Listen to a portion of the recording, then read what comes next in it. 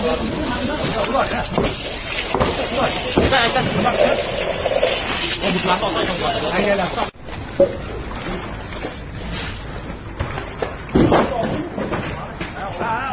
qolsiz garajalar sotamizlar.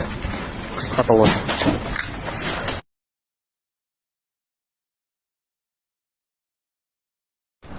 2026 yıl 7 fevral saat 3:30'da o'tyapti olib.